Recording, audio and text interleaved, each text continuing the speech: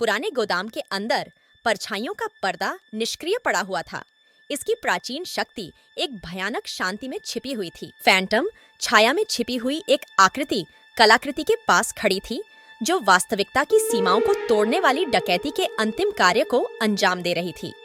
एवा, मार्कस और इसाबेला, जो अभी भी मिडनाइट स्टार के रहस्यमय आकर्षण में फंसे हुए थे, घूंघट की वास्तविक क्षमता से अनजान थे। जैसे ही तीनों दिव्य रत्न को देखकर अचंभित हुए, फैंटम की आवाज कक्ष में गूंज उठी। अनदेखे लोगों की कुंजी देखो, छाया का घूंघट, अनकही शक्ति का प्रवेश द्वार। बाहर का शहर अज्ञानता में लिपटा हुआ प्रकट हो रहे ब्रह्मांडीय नाटक से बेखबर रहा।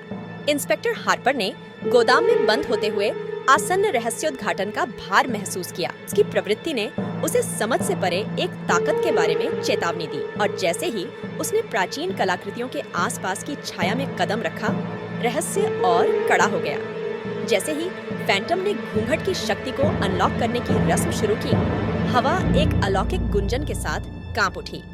मिडनाइट स्टार जब घूंघट के साथ संरेखित होता है तो एक वर्णक्रमीय चमक पैदा करता है, जो आसपास के वातावरण को नश्वर आंखों से अनदेखे रंगों में चित्रित करता है। तीनों, जो अब जादू और डकैती के संगम में फंस गए थे, उन्हें अपने चारों ओर वास्तविकता का ताना बाना हिलता हुआ महसूस हुआ। रहस्यमय ऊर्जा के उछाल में छाया के घूंघट ने अपनी शक्ति प्रकट की। परछाइयां संवेदनशील प्राणियों की तरह नृत्य कर रही थीं, रसातल के रहस्यों को फुसफुसा रही थीं। अवा, मार्कस और इसाबेला अलौकिक दृश्यों के बहुरूप दर्शक में फंस गए, फैंटम की योजना की वास्तविक भयावहता को समझने लगे। इंस्पेक्टर हार्पर ने यह दृश्य देखकर महसूस किया कि डकैती महज चोरी नहीं थी, बल्कि अस्तित्व को फिर से लिखने का एक प्रयास था।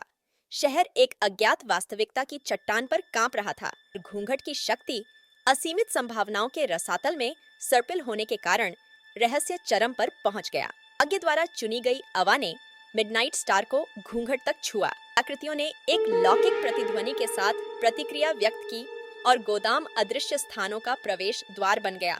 समय और स्थान की सीमाएं धुंधली हो गईं, क्योंकि शहर रसातल की फुसफुसाहट में गायब हो गया। फैंटम, एक आकृति जो अब छाया से अप्रभेद्य है, ने वास्तविक उद्देश्य को उजागर किया, अपनी सीमाओं से बोझिल वास्तविकता को नया आकार देना। हवा में सस्पेंस बना हुआ था, घूंघट के पार क्या होगा इसकी अनिश्चितता के साथ। अज्ञात की दहलीज पर खड़े इंस्पेक्टर हार्पर को एक विकल्प का सामना करना पड़ा। घूंघट को शहर को निगलने देना, या तर्क और कानून की सीमाओं को पार करने वाली लड़ाई में मायावी प्रेत को चुनौती देना। अंतिम टकराव के लिए मंच तैयार किया गया था, जहां परछाइयों ने रहस्य फुसफुसाए जो पूरी वास्तविकता के भाग्य को फिर से लिख सकते थे।